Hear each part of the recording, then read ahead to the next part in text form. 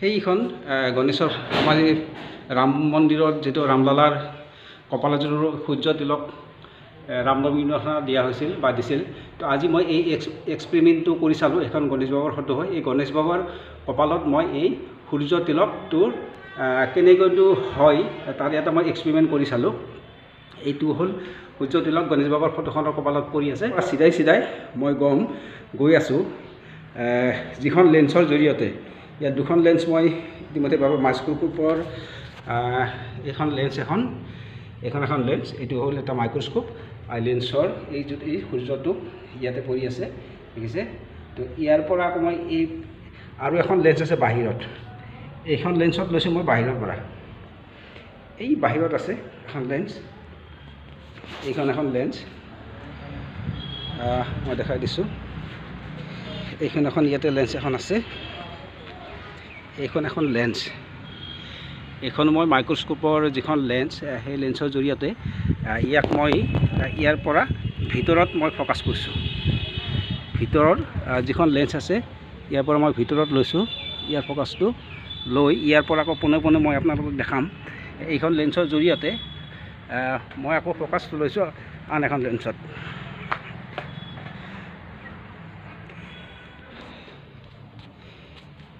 তো এইখন লেন্সত এইখন এখন লেন্স, ঠিক আছে। তো এইখন লেন্স আৰু এই লেন্সখনৰ জৰিয়তে এইবাৰ মই চিধাই গৈছোঁ এই গণেশ বাবাৰ এইখন ফটো লৈ এই তিলক। মই এতিয়া দেখাই দিম আপোনাক।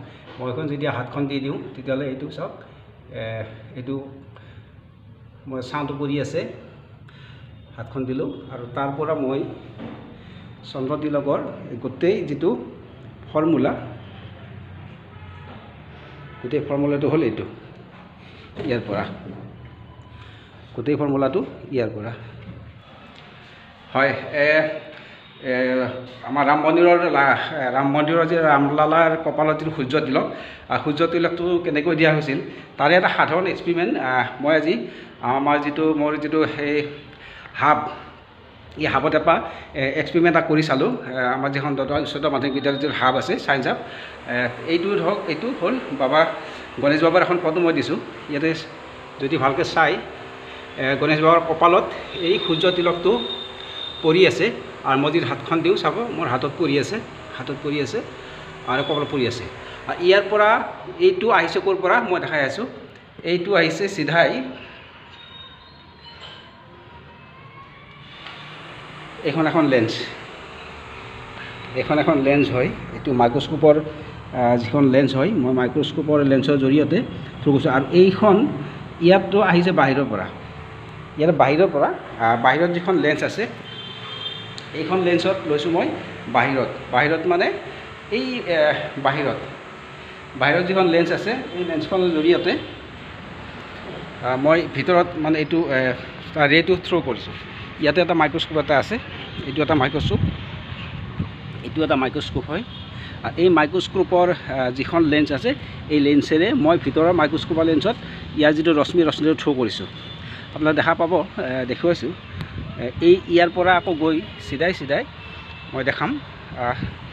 সূৰ্যটো যিহেতু ঘূৰি থাকে, তে তাত যিটো ছিষ্টেম কৰিছে যে সূৰ্যটো যেতিয়া ঘূৰি থাকে, ইয়াৰ যিটো গিয়াৰ ছিষ্টেম, ইয়াৰ যে প্ৰথম লেন্সৰ যিটো গিয়াৰ ছিষ্টেম আছে, গিয়াৰ ছিষ্টেমটোই লেন্সখন মানে ঘূৰাই থাকে যে সূৰ্য যিফালে যায় লেন্সখন যাতে সিফালে যায়। সেইকাৰণে মই বাৰে ইয়াতে হাতেদি ঘূৰাব লগা হৈ আছে। তো এয়া মই ঠিক কৰি দিলোঁ। এতিয়া গৈ আছোঁ। এইখন ক'ত পৰি আছে বহুতো দেখা পাইছে। এইটো এখন লেন্স হয়, এইখন লেন্স হয়। আৰু এই লেন্সখনৰ জৰিয়তে মই এইবাৰ গৈ আছোঁ, দেখা পাব। এই দেখিছে বাবা গণেশৰ কপালত এইটো যিটো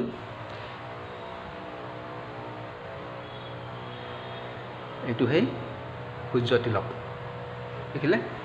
তো বেছি ডাঙৰ টেকন'লজি এনেই আমাৰ সাধাৰণভাৱে মোৰ যিটো এক্সপেৰিমেণ্ট আচলতে সেইটো বহুত ডাঙৰ টেকন'লজি ৰাম মন্দিৰত যিটো টেকন'লজি লোৱা হ'ল বা কৰা হ'ল সেইটো বহুত ডাঙৰ হয় আৰু মই ইয়াতে জাষ্ট মানে ছাত্ৰ ছাত্ৰীখিনিক মানে এটা আভাস দিয়াৰ কাৰণে এই এক্সপেৰিমেণ্টটো মই আজি অকলে কোনো নোহোৱা আজি মেট্ৰিক পৰীক্ষাৰ ৰিজাল্ট দিছে ইয়াত কোনো ষ্টুডেণ্ট নাই মই মনে মনে কৰি চালোঁ আচলতে এইটো সম্ভৱ হয়নে নহয় তো সম্ভৱ হয় কাৰণ এনেকুৱা ধৰণৰ বিজ্ঞানৰ যিটো বিজ্ঞানৰ সকলো সমস্যাৰ সমাধান আছে গতিকে এইটো এটা বৰ এটা টান হেৰি নহয় গতিকে তাত যিটো টেকন'লজি বহুত মানে হাই ৰিজুলেশ্যনৰ লেন্স তাতে ইউজ কৰা হ'ল বা তাৰ যিটো পাইপবিলাক অলপ অষ্টধাতুৰে দিয়া বুলি গম পালোঁ কিন্তু এই টেকন'লজিটো ছেইম টেকন'লজি সেইটো অলপ উচ্চ টেকন'লজি আৰু মই যিটো কৰি চালোঁ ছেইম টেকন'লজি এনেকুৱা ধৰণৰ টেকন'লজিত আমি কৰি চাব পাৰোঁ বা ছাত্ৰ ছাত্ৰীখিনিক আমি এনেকৈ দেখুৱাব পাৰোঁ